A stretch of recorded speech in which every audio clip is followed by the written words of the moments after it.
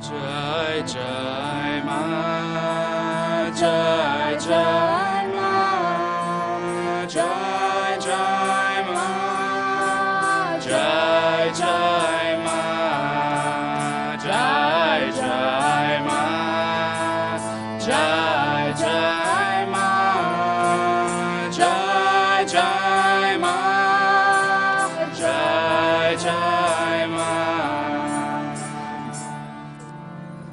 Olá, o Papo de Mãe está no ar. E obrigada, Maeve e Yuri, pela bela apresentação, abertura aqui no Papo de Mãe. A Maeve e o Yuri, mãe e filho, né? Yuri, explica pra gente qual é esse instrumento. Esse instrumento é o harmônio, é um instrumento que ele é originário da França, mas os indianos incorporaram ele na cultura deles. Então, as músicas indianas hoje em dia se utilizam muito desse instrumento para serem tocadas. E que música é essa, Maeve? Conta pra gente. Essa música é Jai Ma, é uma música assim que seria Vitória à Mãe, mas é no sentido da mãe universal, né, a mãe divina, né, que os indianos cultivam como sendo a mãe, a manifestação de Deus, né? Então é a Vitória à Mãe universal. Isso que a gente escolheu para abrir o programa. Parabéns para vocês. A Maeve daqui a pouco vai lá para frente, que é uma das nossas mães convidadas. O Yuri depois também vai conversar e no final vocês vão tocar uma outra música, né? Tá ótimo. Obrigada, Roberto. Desta vez, aqui no estúdio, vamos conversar com mães que escolheram métodos alternativos de educação e de cuidado dos filhos. Alimentação sem carne, tratamento sem remédios, bebês que não usam fraldas descartáveis, astrologia infantil. Mas o que é considerado ser diferente?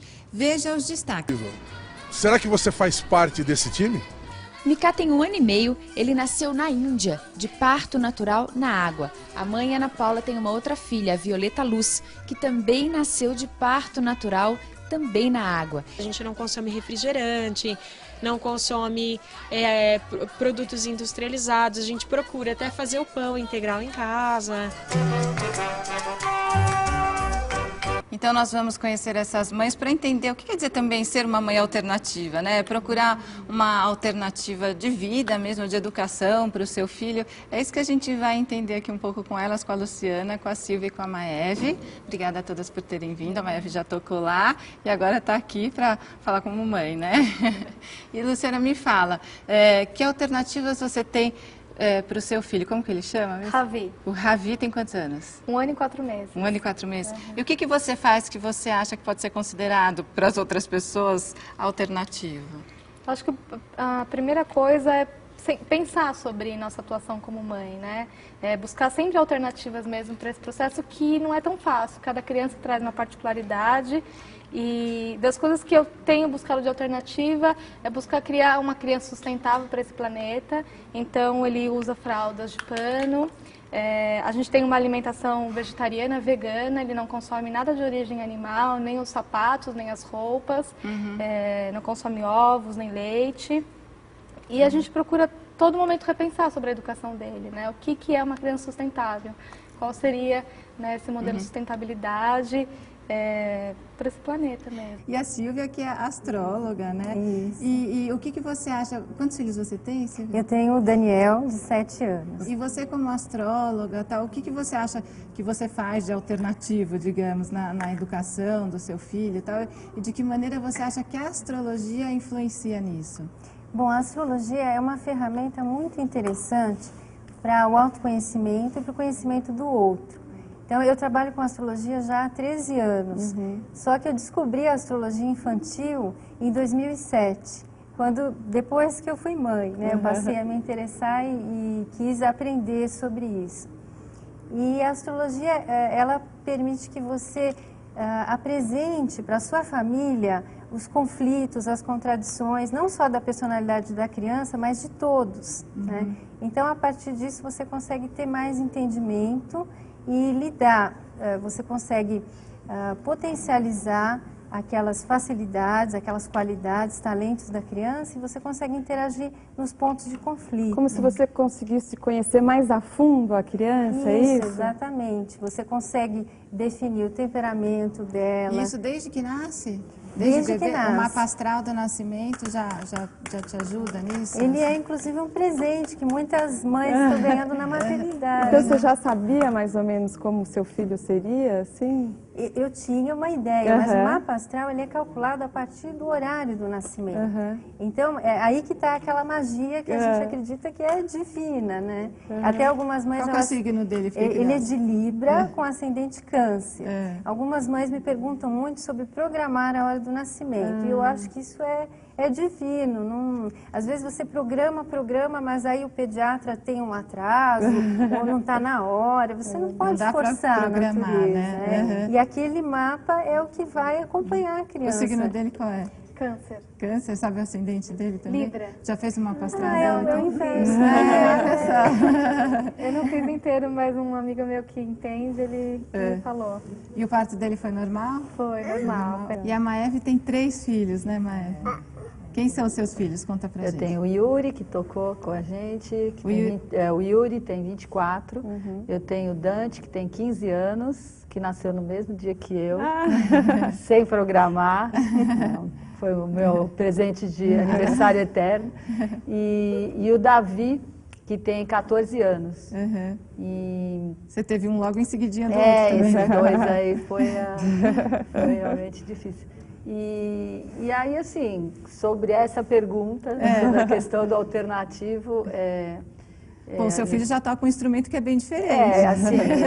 Eu tenho realmente, assim, acho que se tiver que ticar todos os itens, né, eu fui ticando, assim, mas não por uma questão de querer ser diferente, aquilo que a gente estava conversando. Era uma sem busca, objetivo, né? Era uma busca que já começou desde a adolescência, de tentar não ir... eu sou sagitariana, então assim, de não ir com a maré, então de querer buscar uma qualidade de vida diferente daqueles adultos que eu via, né? Então adolescente eu já falava, mas são muito infelizes, como eles, né? Para que serve a vida se ela não vai trazer felicidade, né?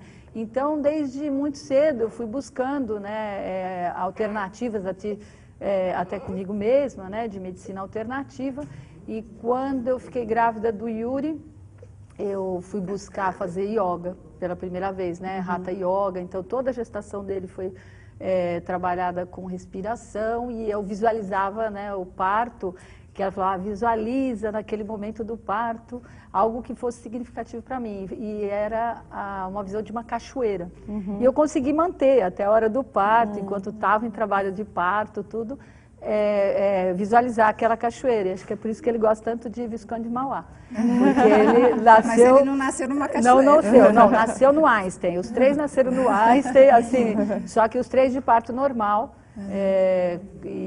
E aí toda a busca, assim, né, da educação deles, a alimentação natural.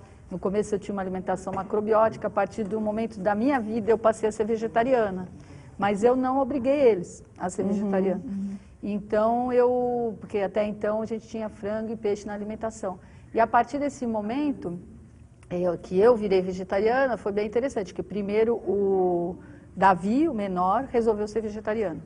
Falou, olha, mamãe, eu não quero mais comer carne e tal. Eu falei, bom, filho, né, veja bem, né, você também pode comer, não tem problema nenhum e tal. Aí, logo depois dele, uns 2 meses depois, o Yuri veio falando que queria fazer uma experiência vegetariana. Desde então, nunca mais comeu carne.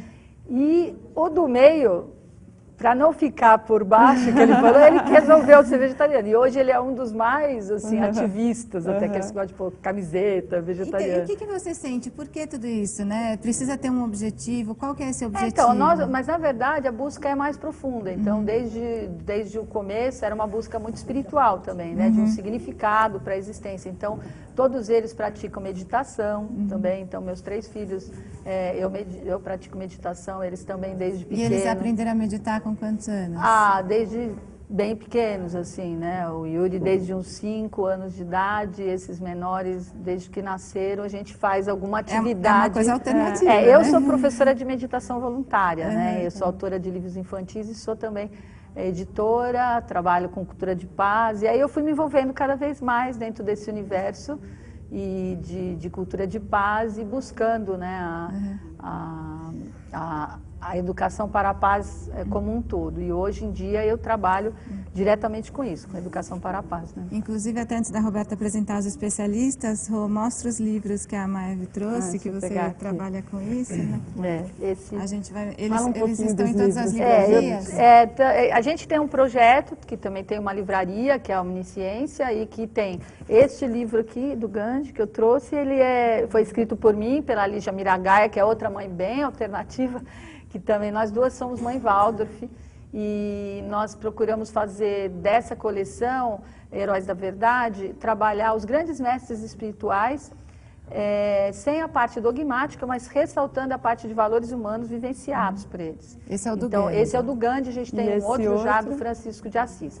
E esse outro representa, eu trouxe de presente para vocês, e representa uma coleção que a gente disponibiliza no nosso espaço, que é do Paramahansa Yogananda. Ele é um grande mestre da ciência yoga, e ele tem uma coleção muito grande que trabalha essa questão da vida equilibrada, né? Que eles falam até do How to Live. Então, que o How to Live é composto de 4 grandes pilares, que é a ciência do corpo, a engenharia mental, artes sociais e ciência espiritual aplicada. E é em cima desse How to Live que eu procuro dirigir também a educação deles hoje em dia, né? Então, o que fazer para cada uma dessas áreas. E a Roberta aqui no Papo de Mãe sempre tem mãe amamentando, gostoso, né? Pode aproveitar. E também estão aqui o doutor Sérgio Spalter, que é pediatra, alergista e imunologista, e a Daniela Andretto, que é psicóloga, doula e conselheira em aleitamento materno. A Daniela já participou aqui do Papo de Mãe, né? Foi ano passado, acho. Obrigada por mais uma participação. Obrigada a vocês. E, doutor Sérgio, você faz um trabalho ampliado pela antroposofia. Explica pra gente como é esse trabalho. Então, a minha formação é uma formação convencional, assim, eu fiz medicina, fiz uma residência em pediatria, fiz uma outra residência em alergia e imunologia, e desde o início, assim, da minha formação médica, eu senti a necessidade de ampliar um pouco isso, porque eu acho que a necessidade, assim, as pessoas que hoje buscam, eu acho que hoje em dia, e já naquela época que eu me formei, eu sentia que muita gente buscava a saúde, não só se curar de alguma doença, né? E eu acho que a saúde a gente conquista de várias outras formas, e não só com os medicamentos. Então eu acho que para a saúde, a alimentação, a educação é fundamental, e é claro, uma medicina onde você possa individualizar um pouco mais o tratamento, onde cada pessoa pode ser vista de um jeito diferente, e que a gente não use só os protocolos definidos, mas tenha uma crítica sobre esses protocolos, consiga ter uma postura de usar, dentro do possível, menos antibióticos, menos remédios anti-inflamatórios, porque o que acontece com a criança quando nasce é que ela está justamente desenvolvendo o seu sistema imunológico, desenvolvendo o seu sistema neurológico, e ela precisa passar por algumas experiências. Né? Então, eu acho que as crises que uma criança passa e que os pais passam juntos são difíceis, mas muitas vezes são necessários. E a medicina convencional parece que tem uma dificuldade de lidar com essa questão da crise, no sentido de aceitar esse momento de dificuldade como um momento de transformação. E aí quer resolver rápido com remédio. Quer resolver rápido, e os pais também têm essa cultura, e os médicos também aprendem essa cultura. Eu até queria entender, isso quer dizer que para seguir essa linha depende muito do perfil dos pais? Quer dizer, tem pai que não vai conseguir... eu acho que hoje em dia tem vários perfis, né? E eu acho que é importante também, como profissional, a gente também não impor nada. Eu acho que cada um tem a sua liberdade e o seu perfil, como você falou, né? Daniela é psicóloga e doula também, né? A doula, a gente já fez vários programas sobre as doulas, é aquela acompanhante na hora do parto, que inclusive ajuda a mulher a ficar mais tranquila e tudo mais. até para essa mulher que chama uma doula, tem um perfil específico na hora do parto, tem essa coisa da personalidade da pessoa, influencia muito e dali para frente na educação dos filhos também? A pessoa que procura, acho que a doula, ela já é uma pessoa que tem um outro olhar, né? Ela já é uma pessoa que não está nesse movimento de massa, que inclusive o nosso país foi condecorado como o país de mais cesarianas no mundo, né? Então a pessoa que procura a doula, a gente poderia chamar num outro movimento, no movimento de querer resgatar essa coisa natural, da capacidade dela de parir, da capacidade dela de sentir o parto dela e de aproveitar as emoções com tudo que o parto envolve, né? Eu vou ter que chamar o próximo bloco. Antes eu queria só saber, vocês são mães calmas, né, pelo visto. Na medida do possível, mas eu trato com homeopatia também. Assim, todos os 3 com homeopatia. E você teve 3 partos normais? 3 partos normais. E a normais. Silvia, foi parto normal? Parto normal também. Eu queria muito, acho que eu fiquei até meio condicionada, assim, falei, nossa, se eu engravidasse de novo, eu tinha que me preparar para ter possivelmente uma cesariana, porque eu estava decidida e acabou dando certo. Foi uma experiência muito boa. E também você procura tratá-lo sem medicamentos de alopatia? Como que é? Olha, eu tive uma experiência com ele com homeopatia e eu tive que fazer um pouco o contrário, porque eu uso homeopatia e no caso dele ele começou a ir muito para pronto-socorro, a própria homeopata começou a entrar com os antibióticos, então eu abri mão por um tempo, estou tratando ele com alopatia, mas a minha tendência é contrária, é fazer o que eu uso para mim. Mas foi legal então, você perceber que nem sempre aquilo que você quer é o que é possível. Exatamente. Né? Às vezes não dá, assim como a pessoa que às vezes quer ter o parto normal, chega na hora H, não dá e não pode também se sentir culpada por isso, né? E perceber que tem fases, né? Eu imagino que ele ficando mais velho, provavelmente ele vai responder melhor a esses tratamentos. Né? Tá bom, a nossa conversa continua daqui a pouco e também no próximo bloco, olha, a Rosângela Santos mostra como vive uma família bem alternativa, bem diferente aqui em São Paulo. O Papo de Mãe volta já. Você ensina para os seus filhos cuidar do meio ambiente? Na verdade, eles aprenderam por si só, por morarem numa região rural, não é urbana, e com a ajuda da escola, eles conscientizaram, enfim, e levam isso para dentro de casa. Então, às vezes, eu acabo recebendo um puxão de orelha. Mãe, isso dá para reaproveitar. Mãe, vamos separar as latinhas, ou vamos separar... A senhora usava a fralda descartável ou a fralda de pano, aquela de antigamente? É descartável, que aí você está me pedindo muito, né? Quem sabe eles não inventam uma fralda descartável que possa reciclar ou fazer sei lá o que com ela, porque lavar fralda ainda não dá. A de pano? Não, não dá, de pano não dá. Eu confesso que eu usei as duas, mas não por motivos... Foi primeiro por razões econômicas, entendeu? Fraldas descartáveis acabava sendo mais cara e tal, e para ajudar na economia de casa, então acabei, na fase final, quando foi tirar das fraldas descartáveis, eu usava a fralda de pano, porque assim auxiliava também para ele sozinho se sentir incomodado e usar o banheiro adequadamente. Descartável. Ainda na minha época de bebê era fralda normal, mas agora não, é descartável. Qual é essa consciência ecológica que você tem? Se você tivesse outro filho, ou vir a ter outro filho, você vai continuar usando a fralda descartável ou vai usar a fralda de pano? Olha, eu acho que seria descartável, porque de pano, da mesma forma, vai ter que gastar água, muita água para lavar. Então também não é uma economia, né? Então seria descartável. Tudo bem que faz mal para a natureza, mas eu usaria descartável, pela praticidade também. Ela falou ali do gasto de água, né, para lavar as fraldas de pano, né? Que existe essa discussão, né? Mas eu pesquisei aqui, ó, que segundo os defensores da fralda de pano, estima-se que 1 litro de água por fralda seja o suficiente para lavar e enxaguar uma quantidade pequena e menos agressiva ao meio ambiente. A Luciana falou no primeiro bloco, né, que o Ravi só usa fralda de pano e dados da Faculdade de Engenharia Civil, Arquitetura e Urbanismo da Unicamp revelam que uma fralda descartável leva, em média, 600 anos para se decompor na natureza. A boa notícia, né, Luciana, é que as fraldas de pano, elas estão mais modernas, né? Elas são mais fáceis de colocar, não vazam tanto, né? Explica um pouquinho pra gente. Não, elas mudaram muito, assim, quando a gente fala de usar a fralda de pano, mas como você vai fazer aquele da época das nossas mães, né? Não, elas já vêm prontas, machuca né? a criança. Não, elas já vêm prontas, tem as com velcro e as com botão. Então você só coloca um recheio por dentro dessa fralda. Então é Como muito se você prático. colocasse um absorvente, é isso? Por dentro da fralda. Com relação à água, você acha que gasta Então dá para água reaproveitar. mesmo? Então, por exemplo, você pode utilizar o que você Tem tudo que você dicas, utiliza, né? tem tudo que você utilizou no dia de fralda você acumula numa água de molho. Então você pode ser a própria água que ele utilizou no banho, né? Então você utiliza, deixa tudo de molho.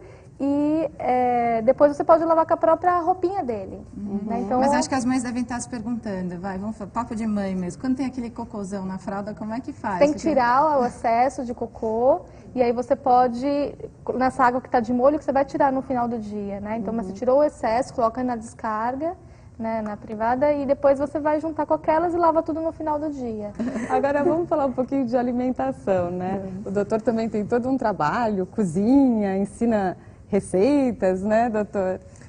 Esse trabalho, na verdade, é porque o que eu percebi, assim, que no começo, quando você explica como fazer a alimentação da criança, eu acho que no começo é fácil para todo mundo. Aí chega uma fase que as mães começam, e os pais começam a ter uma certa dificuldade de fazer umas receitas diferentes e por mais que eu explico, eu sinto que tem essa dificuldade, né? Eu acho que hoje em dia tem mais opções, acho que tem muita gente que cozinha hoje em dia, mas eu tive uma decisão, e eu gosto muito de cozinhar, de começar a dar umas aulas para os pais, para as babás, para as mães, para as avós, para quem quer que seja. Mas aí tem alguma linha específica? É comida orgânica, uma comida, assim, vegetariana? É claro, não é necessariamente vegetariano, assim, eu particularmente não como carne, mas eu acho também que isso é uma decisão de cada um. Mas é uma, assim, principalmente em relação às verduras, né, e aos cereais integrais, que eu acho que é uma dificuldade, que as pessoas, não sei por que não usam muito, e tem várias receitas. E eu sinto que quando as pessoas cozinham juntas, além de ser super gostoso, divertido, elas também ficam felizes de poderem aprender uma receita e falar, nossa, é possível fazer isso. E conhecem novos ingredientes. E sabe que eu fiquei curiosa dentro dessa história da astrologia, que você já fez uma mapa astral, né, quando nasce. Tem decisões sobre o seu filho que você toma a partir de alguma coisa do mapa astral? Sempre que eu vou, assim, na escola, conversar com a professora, coordenadora, ou mesmo lidar com algum especialista que está acompanhando ele, a fono, psicóloga, eu não preciso falar, olha, por causa do mapa astral, mas eu já vou com uma bagagem muito maior. Em geral, quando a gente fala em mães alternativas que buscam métodos alternativos, são pessoas mais calmas, aí a alimentação é equilibrada, e tudo isso passa para a personalidade dos filhos também, até em função da alimentação. Se a criança que não come tanta carne, ela fica mais calma, ou a criança que tem lá um mapa astral, então a mãe consegue compreender melhor aquilo. Eu acho que qual essa relação? A relação, acho que da questão alternativa é exatamente o que eu procuro no meu dia a dia, né, como a Luciana falou, o que eu procuro no meu dia a dia e o que eu vou aplicar isso em cima do meu filho e como eu vou me relacionar com isso, né, porque acho que os problemas aí de comportamento, eles começam a acontecer quando você tenta impor algo que também não seja receptivo ao comportamento do bebê, talvez ter algum tipo de comportamento, no caso do mapa, né, que mostra um tipo de comportamento, mas depois a criança desenvolve um outro tipo de característica e você não forçar aquilo que você coloca, mas aceitar as características naturais do bebê, da criança, do desenvolvimento da criança. Então é ter harmonia entre o que o ambiente promove e o que vem da criança também, né? Porque a criança também está exposta a uma sociedade que também vai interferir na criação e na desenvolvimento da personalidade. A Maeve disse que é vegetariana, hoje os filhos são também, né? Foi justamente essa ideia de não impor, né? Então, de deixar que eles tomassem essa decisão. E alimentos orgânicos também você? Também, eu compro da Caminhos da Roça, até entrega na minha casa. E eles são mais caros? Olha, é a conta do médico que é menor, né? Então, eu acho que assim, eu sempre faço mais essa coisa, porque a gente não pode pensar, como ela estava falando, eu achei muito interessante, essa questão da mudança de hábitos. Então, tudo que você retorna para a simplicidade, então eu acho que hoje, se eu fosse uma mãe assim, eu estaria exatamente no movimento dela, né? Porque daí várias coisas que você já entende melhor. Porque tudo que você retorna em termos de simplicidade, como ela falou, trabalhar em casa. Né? Eu procuro também, eu tenho uma vida assim, tenho bastante trabalho, mas eu tenho esse compromisso, eu vou buscar eles lá na Waldorf, longe, Convive, né? E daí faço questão de ir para depois vir, ficar um tempo com eles, saber o que está acontecendo. Então, acho que tudo isso integra. Então, acho que essa busca da simplicidade faz com que você naturalmente vá trilhando por esses caminhos, né? De um vestimenta que não é o trabalho, porque o trabalho em si vai fazer parte daquela construção, como ela está falando, faz parte do teu cotidiano. Então, vamos construir a alimentação junto com os filhos. Então, a nossa alimentação, muitas vezes eles já, né, todos os três já sabem cozinhar também, então a gente constrói junto. Né? Olha, para quem não sabe, né, os alimentos orgânicos são cultivados sem agrotóxicos ou fertilizantes, né? E o Ministério da Agricultura criou o site www.prefiraorgânicos.com.br para quem quiser saber mais sobre a produção e distribuição de produtos orgânicos no país. Eu quero aproveitar para chamar uma reportagem, porque a Rosângela Santos ela vai mostrar agora para a gente como é a casa da família Espínola, que fica num bairro de São Paulo. No portão, a placa Morada da Floresta. A casa fica em uma rua bem tranquila na zona oeste de São Paulo, cercada de verde. No meio das plantas, pequenos moradores circulam livremente. Aqui funciona uma ONG e é também a casa da família da Ana Paula. Ela vive com o marido Cláudio e os 2 filhos, Violeta Luz, de 3 anos, e Micá, de 1 ano e meio. Eles fazem aqui tudo para ter uma vida o mais natural possível. A gente procura aproveitar os recursos naturais, a luz do sol, a água da chuva, faz a compostagem de todo o resíduo orgânico produzido, né? Separa o lixo, recicla o lixo, planta em casa, fazendo horta e procura conviver com a natureza. O Micá nasceu na Índia? Nasceu na Índia, numa casa de parto natural em Goa, perto do mar. E a Violeta? A Violeta nasceu no sul de Minas, em Terra Una, que é uma ecovila aqui no Brasil, um lugar em montanhas, cachoeiras, e nós também recebemos ela de parto natural na água lá. Os 2 trabalham quase todo o tempo em casa. Além da ONG e de cursos que são ministrados aqui, eles desenvolveram uma linha de produtos para crianças pequenas. O carro-chefe é esta fralda, que não é descartável, claro. A fralda ela é tamanho único, conta com um sistema de ajuste perfeito por elásticos caseados, ou seja, aqui tem um elástico cheio de casinhas de botão, que a gente faz com que a fralda cresça ou diminua, de acordo com o crescimento do bebê. Esse tecido se mantém sempre seco. Quando eu uso um absorvente, que é um algodão de alta qualidade, espesso, que absorve muito bem por cima da fralda, o bebê vai fazer xixi no absorvente e essa camada de baixo, que é o Microsoft, não tende a puxar para baixo, né, o xixi. Ana Paula explica que a fralda pode durar 2 anos. O bebê com 25 fraldas, 30 fraldas vai suprir sua necessidade de uso de fraldas desde um bebê recém-nascido até o desfraude, enquanto que com as fraldas descartáveis seriam aproximadamente 6.000 fraldas descartáveis jogadas no aterro sanitário, o que equivale a 1 tonelada de lixo no planeta. 6.000? 6.000 unidades. A limpeza e a reutilização são fáceis. Ao invés de a mãe tirar a fralda e jogar no lixo, ela vai tirar e jogar num balde, armazenar as fraldas a seco, levar as fraldas de xixi todas para a máquina de lavar.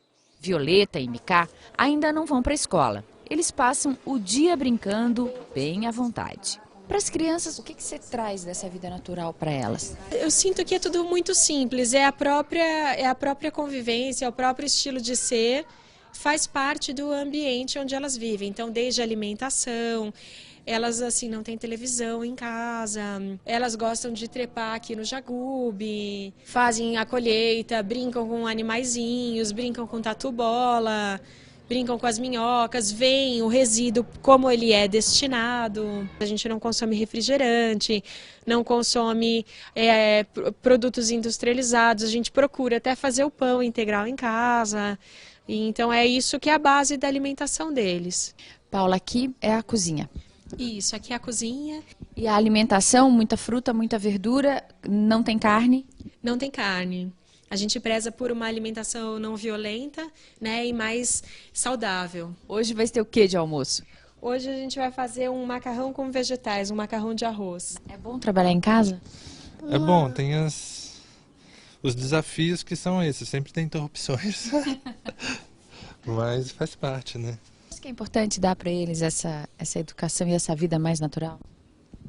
Eu acho que sim. Criar uma criança é um processo de releitura da própria vida, né? Da própria existência. Então, eu sempre tento buscar a lembrança, né? Do que me agradava, o que não agradava e o que a gente pode estar oferecendo de diferente. Você acha que é difícil, no dia a dia, executar, colocar em prática essa vida mais natural? Eu acredito que esse caminho é uma busca. Há muitos fatores para chegar nesse equilíbrio, né? Nós ainda buscamos em vários sentidos. Então, essa educação ambiental, ela vem de berço. E é através das nossas próprias atitudes que a criança observa e recebe a informação. Então, isso se dá de uma forma muito simples, é através da própria convivência. Claro que preciso, né, minha lindinha? Bonitinha. Vi que as três aqui adoraram, na verdade, né? A Paula é uma grande parceira minha. Eu faço aulas de yoga, ela deu aulas de yoga no espaço dela. Todos acabam se conhecendo. Da mesma praia. E a Maeve estava falando. Eu estava falando da escolinha que o Ravi vai estudar o ano que vem, que é a Escola Arte de Ser. Que Isso ela já tinha decidido ou você decidiu agora? Não decidi por ela, juro. A gente se encontrou aqui coincidentemente, no bastidor a gente estava conversando e ela falou que o Ravi vai estudar lá.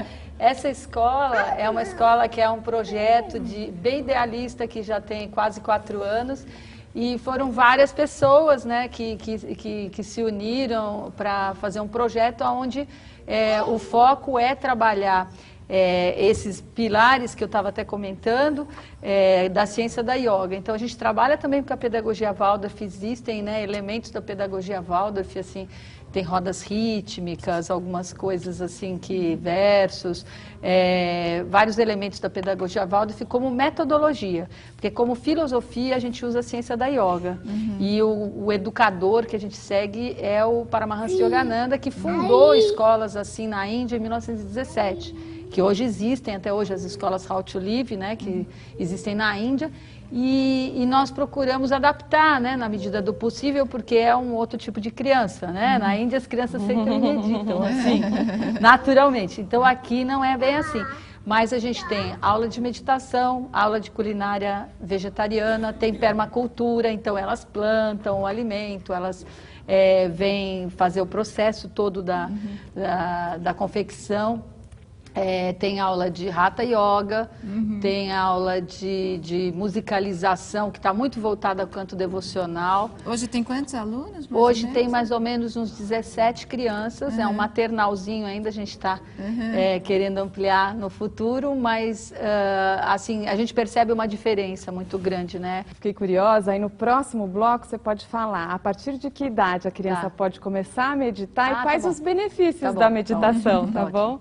E eu tenho uma informação aqui, ó, que o site da revista Crescer reuniu várias dicas simples para as famílias que desejam viver de uma maneira mais natural e saudável, de bem com o meio ambiente, como a gente viu ali na reportagem, né?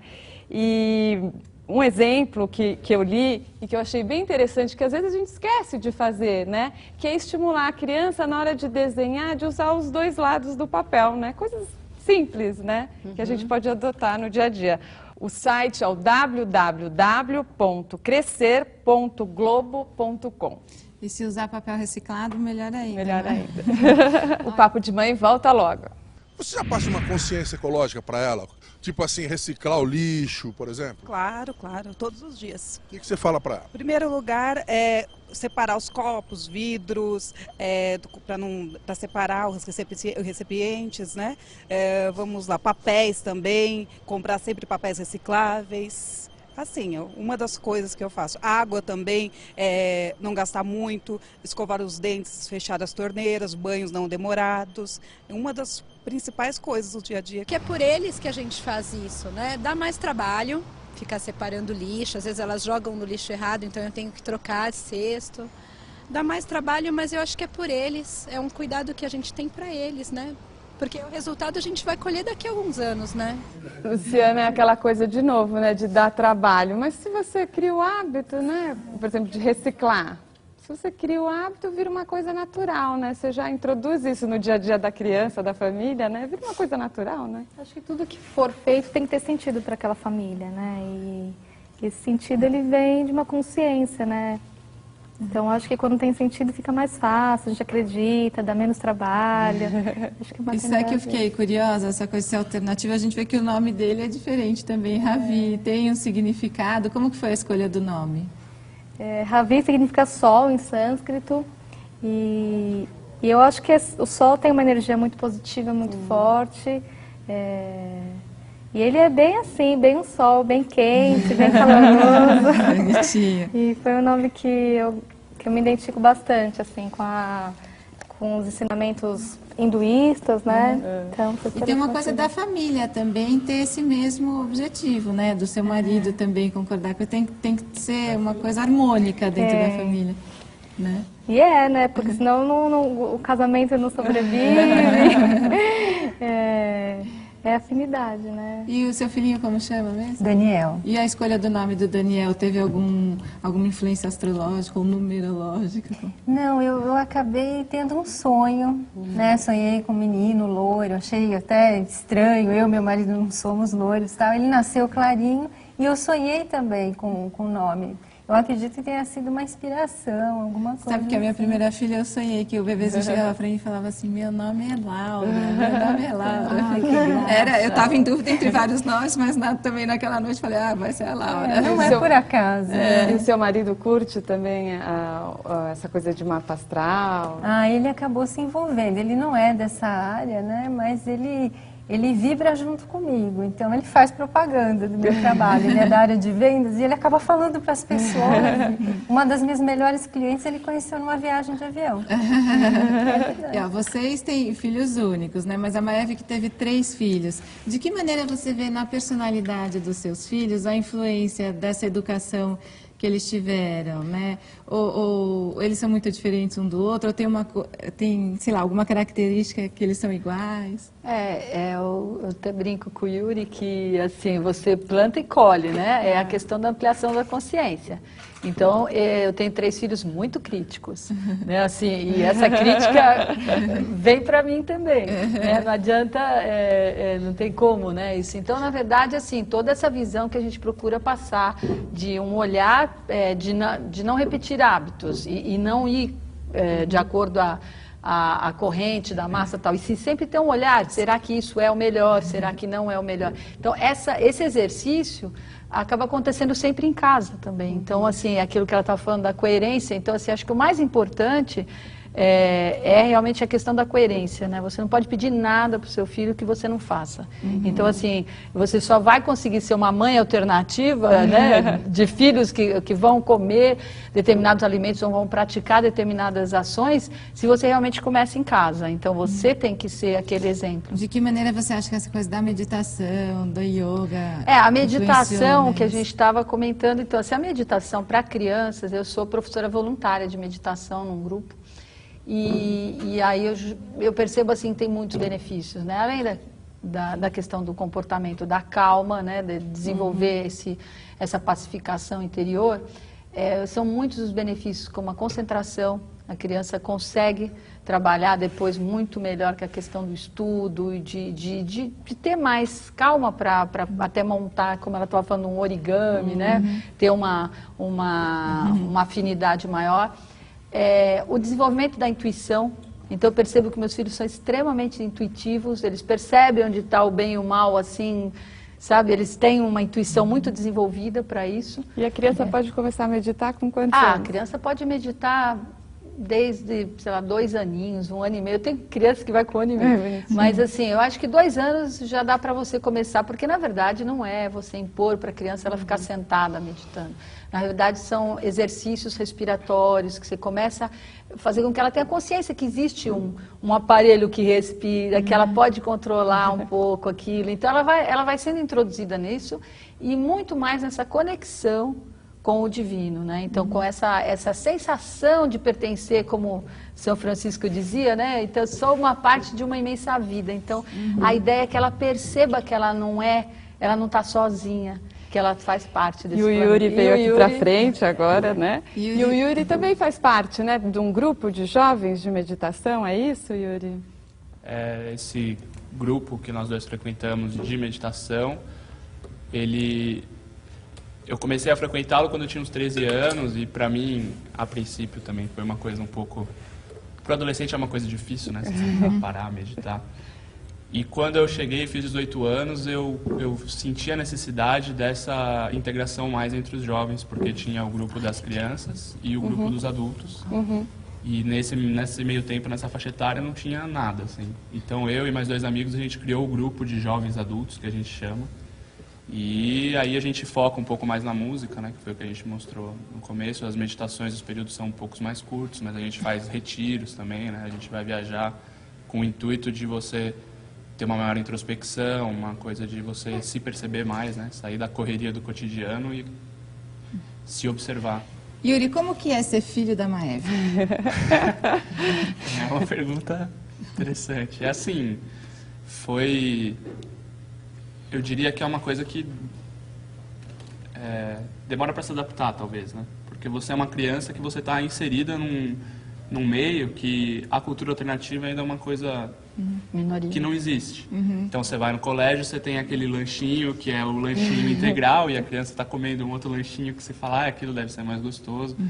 Mas a longo prazo, assim, eu agora já na fase adulta da minha vida vejo como foi super produtivo, enriquecedor, assim, tanto para meu caráter, tanto nessa questão de ter me inserido na meditação, que é algo que me ajuda muito em termos de concentração, de você conseguir ter foco, assim. E hoje vocês até trabalham juntos, é isso? A gente trabalha junto, então... Quer dizer que tem uma boa sintonia. A sintonia é grande e assim, o Yuri veio para me ajudar nesse projeto de Educação para a Paz, né, que é da Unisciência, e porque eu não estava dando conta sozinha, né, assim, tem todo um grupo por trás, mas a gente precisa de um suporte maior. E aí ele veio para trabalhar junto comigo. A gente trabalha em 2 projetos junto, na agência corporativa, que é a DILIP, que nos mantém, e trabalhamos juntos também nesse projeto da Unisciência. É muito importante assim que novas possibilidades, que assim e a própria respiração, né? A criança basicamente ela está aprendendo a respirar em vários sentidos, não só fisicamente, mas de ter os ritmos, de ter um momento de brincar, um momento de ficar em repouso. Isso eu acho que é uma coisa fundamental para a vitalidade da criança. Hoje eu acho que existe um excesso de, como eu falei, de estímulos. E é incrível como isso, por exemplo, pode estar até relacionado com as alergias, esse excesso de alergias que as crianças têm. Elas não conseguem, assim, de algum jeito, estar em paz dentro delas. Que é importante a gente ter crianças estressadas, né? Crianças com depressão. Que uma coisa que a gente falou no outro programa, é importante ter um momento de não fazer nada também, né? É importante. Eu acho que hoje em dia é muito difícil. As crianças, elas são puxadas muito para fora, elas não têm esse repouso interno, que talvez seja o que a meditação possa oferecer, e isso faz com que a criança não desenvolva uma coordenação adequada, ela fica... ela é engraçado porque isso... traz uma precocidade numa esfera, por exemplo, mental, ou crianças que aprendem a ler e escrever com 4 anos, 3 anos de idade, mas ao mesmo tempo elas têm uma imaturidade social, e de criatividade também, né? Porque como a Mariana falou, quando você não faz nada, você pode criar, você tem ócio tempo. Criativo. E às vezes a criança é tão estimulada que ela não tem esse tempo quando livre. Quando tem o tempo, ela pergunta o que ela faz, né? Mas é incrível como isso influi na saúde mesmo, nessa situação de alergias, por exemplo. Né? Existe uma relação entre... De fundo emocional mesmo. De você estar, entre aspas, o estresse tem bastante relação com a alergia. E esse pequeno estresse que a criança tem de ser super estimulada, isso faz com que ela não consiga... ela mantém esse estado alérgico ou dessas inflamações constantes também, né? Existe Você tem filhos Eu também? tenho 3 filhos. 3? Qual a idade deles? Tem 2 meninas, que é a Ana e a Alice, e elas têm 10 e 8 anos, e o Alex tem 3 anos. Ah, como eu, 2 meninas e um menino caçula, né? E elas têm isso que ele falou, assim, elas ficam, ai, os orgânicos de novo, ai, não sei o quê. Mas assim, me dá uma felicidade de perceber que em algum momento isso... Quando elas cresceram, elas cresceram. Mas elas... e elas também fazem uma certa ironia com isso. E você se considera um pai que utiliza aí métodos alternativos? Quer dizer, se comparado aos outros pais, você acaba sendo diferente? Eu acho que sim. Se vocês forem na minha casa, vocês vão perceber isso na hora, assim, porque minha casa é uma casa de criança mesmo, e a gente tem esse cuidado bastante com a alimentação, com os brinquedos que escolhe, a gente tenta restringir. É claro que elas veem televisão porque elas estão no mundo também, mas assim, a gente puxa sempre para um lado mais saudável. Eu acho que uma coisa que é importante também ressaltar é que a alternativa não é ser perfeito, né? Porque tem essa ideia da mãe perfeita, da família perfeita. Ser alternativa é buscar caminhos, fazer escolhas e errar também, né? E eu acho isso, a gente quando fala de alternativa, parece aquele mundo ideal. E na verdade não é, né? A gente é sempre uma tentativa de fazer o melhor. E cada família encontrar o seu caminho, né? Até dentro disso que você falou, que a gente outro dia fez um programa, que como também a gente vive em opostos, né? Que a tecnologia está invadindo a sala de aula, e a Maeve até escreveu para o nosso site e tal, que isso também é polêmico, né? Até que ponto é necessário para crianças menores ter tanta tecnologia e tanta coisa? E é aquilo que a gente chama dos rótulos de hiperatividade, né? Quantas crianças hoje estão sendo taxadas como hiperativas? Mas o estímulo, que acho que bate um pouco com o que o Sérgio está falando, o estímulo é tão excessivo... Aliás, esse você vai ver, é o tema do nosso próximo programa. Que as crianças respondem a esse excesso de estímulo de maneira ansiosa, de maneira agitada, crianças com depressão, crianças com obesidade, né? Então são tudo manifestações mesmo desse excesso. E quando a gente fala de brincadeira, é brincadeira ali, de poder sentar, de poder conversar, né? De poder fazer uma coisa no sítio. Eu não tenho filhos, tenho 4 sobrinhos, e eu sou a tia meio maluca, a tia que promove brincadeiras engraçadas. A gente fez um papo de tia outro dia. E é isso, eu sempre falo, vamos, coisa que sujar, né? Tá bom, tem as roupas aqui que pode sujar, vamos no parque. Meus filhos vivem falando, mamãe, você é maluca. Eu acho um elogio isso. Eu acho ótimo. Obrigada a vocês por terem vindo, adorei a conversa, foi muito legal. A gente pode gravar outros programas, cada vez focando mais num assunto, né? São vários temas, né? Várias alternativas. Então a gente passa uma última rodada para quem quiser divulgar blog, site e tudo mais, porque hoje em dia uma alternativa também é isso, as mães terem blogs, né? Eu quero divulgar meu trabalho, que foi uma alternativa depois do nascimento do meu filho, que é trabalhar com mães, com gestantes. Meu blog é maternidadeorgânica.blogspot.com. E acho que é isso. E a Silvia? Bom, eu quero convidar as mães a lerem os meus artigos que estão no site do bebê, na seção horóscopo. O site é www.bb.com.br e o meu e-mail para contato é bate@uol.com.br. E um beijinho para o seu filho que não veio. Ah, né? Daniel. Tá bom. E a Maeve, eu fiquei curiosa. E o seu nome, Maeve? Maeve é o nome que minha mãe colocou, não é nome espiritual, é uma guerreira da mitologia nórdica. Então eu tento transmutar essa energia dela para o bem, porque ela é uma guerreira um pouco e é um radical. Nome bem diferente, né? E aí eu tento transmutar isso. E aqui eu gostaria de divulgar o nosso trabalho de educação para a paz, que é o www.omnisciencia.com.br. E também a Escola Arte de Ser, que é onde o Ravi, se Deus quiser, vai estudar, que é www.artedeser.com.br. Obrigada. Obrigada. O Yuri quer divulgar algum site também? Mamãe já divulgou tudo. Daqui a pouco vocês, então, vão tocar ali no encerramento, né? E, doutor, tem algum site para divulgar? Eu tenho um site que eu procuro também divulgar algumas... quer dizer, na verdade... dá alternativas para algumas situações de saúde e também algumas dicas de alimentação, que é www.drspalter.com. E a Daniela tem o O site? meu site é Gesta Mater, né, que lá fala um pouquinho do meu trabalho como doula, psicóloga, doula de pós-parto e também de aleitamento materno. E também divulgar um pouquinho um grupo de pós-parto que eu ajudo a coordenar, que é no consultório na Casa Moara. E lá a gente tem exatamente o retorno dessas mães, essa discussão sobre os choques culturais, sobre... A gente já fez reportagem lá na Casa Moara. Ah, então, é uma história lá. E é bem bacana porque tem diversos perfis de mães e a interação dessas mulheres é muito bacana. Então, quem quiser aparecer com seu bebê lá, fique à vontade. Tá a gente está ótimo. lá para receber. Tá bom, obrigada a todos mais uma vez. E no nosso próximo programa, a conversa vai ser sobre déficit de atenção. Será que sabemos o que realmente é isso? Quando entender que é uma questão de limites ou de personalidade e quando saber que é mesmo um transtorno e que precisa de tratamento? Tudo isso na semana que vem aqui na TV Brasil. E agora converse com a gente pelo nosso chat em www.papodemãe.com.br. Até lá, tchau! Até! A gente vai cantar agora uma música em homenagem a um grande mestre espiritual da Índia, Sri Krishna. E é uma das músicas que a gente costuma cantar. É que nós temos um trabalho junto que chama Tributo aos Mestres lá na Unisciência. E essa é uma das músicas que a gente costuma tocar e cantar.